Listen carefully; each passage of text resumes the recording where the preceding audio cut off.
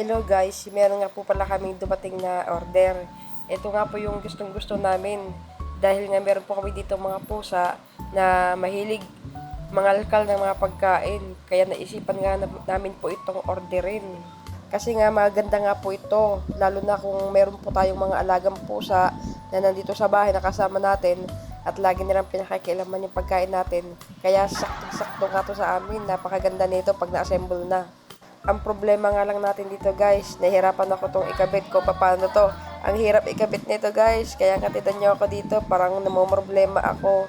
Parang lagi walang pera. At ito nga guys, talagang hirap na hirap po talaga ako dito ikabit. Hindi ko alam kung may ikakabit ko po po ito. Kaya may ako tinitignan ng instruction sa karton. Kaya nga po naisipan kong panoorin ko sa YouTube para malaman kung paano talaga to ikabit. Hindi ko nga alam kung ano ba talagang mauuna, ito ba talagang green o yung dilaw. Talagang nahirapan ako nung una. Kaya mamaya-maya papanoorin ko pa to sa YouTube kasi medyo nabubusit na ako. Ayan nga po at pinanood ko na nga po sa YouTube. At medyo makukuha ko na rin po ang kung paano ilagay to. Sana pagtapos kong panoorin, sana makuha ko na kagad yung kung paano to ikabit. At ito nga, kinabit ko na. Tignan natin guys kung kaya natin ilagay at kung nasundan natin yung napanood ko sa video.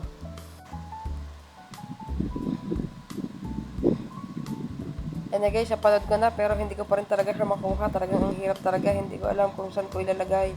Kaya nagpaikot-ikot na lang tong itong ginagawa ko. At sa wakas ngayon, naikabit ko na. Sabi ko nga, baliktad pala yung pagkakabit ko, kaya pala mahirap. At tuwan-tuwa na nga ako dahil nagawa ko na yung unang layer ng pag-assemble ko dito. At pinanood ko ulit sa YouTube kung paano to ikabit. At yung, ayun nga, sinubukan ko ng i-slide kung okay nga yung nagawa ko. At yun nga, tuwan-tuwa na ako dahil nagawa ko na. Feeling magaling na po ako dyan, guys. At ito nga, nung nalaman ko na kung paano siya ikabit, sunod-sunod ko na rin po siyang agad na ilagay. At tinulungan na rin po ako nung alam ko na pong ilagay. Yun, medyo nadadalian na ako. Sabi ko nga, madali lang pala itong ikabit. Pero tignan nyo, nahihirapan pa pala ako. Akala ko madali na. Kailangan po pala guys, pag kayo po yung nag-assemble nito, kailangan po talagang ibubuhos nyo yung buong lakas nyo, wag lang mababasag at ingatan nyo rin po na hindi masira. Kasi sayang po yung pera na pinambili ninyo kung masisira lang. Tapos ang ganda nga po pala niyan guys, nung na-assemble na, talagang sinubukan po namin kung maganda paglagyan ng mga pagkain. Talagang ayos na ayos po ito para sa may mga pusa dito sa bahay. At di na nila mapapakilaman yung mga pagkain. So, na lang po talaga kayo mahihirapan na ikabit yan. At yan nga guys, sa pangalawa na nga po tayo na nagkakabit. Medyo nadadalian na nga po ako maglagay ng pag-assemble ko nga dyan. Kaya, makikita nyo na po na unti-unti ko na pong nabubuo yung lagayan ng ulam. Ayan. Kung makikita nyo nga po, seryoso na naglalagay dahil nga sa una ay nahihirapan at sa mga sumunod, madali na lang po pala. Akala ko kasi noong una mahirap.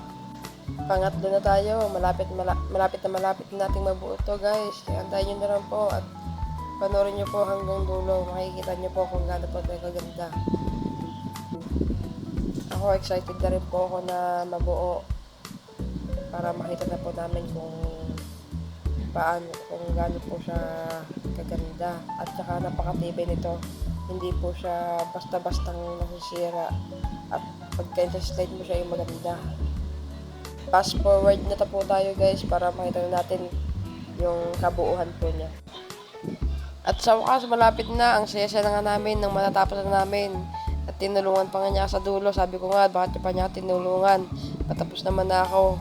Kaya ang saya talaga namin. Tsaka nakikita namin yung kagandahan ng 5 layer na lagay ng ulam na ito. Guys, makikita nyo na. Ang ganda-ganda na nito. Abangan nyo lang. At susubukan po natin lagyan kung maganda nga talaga.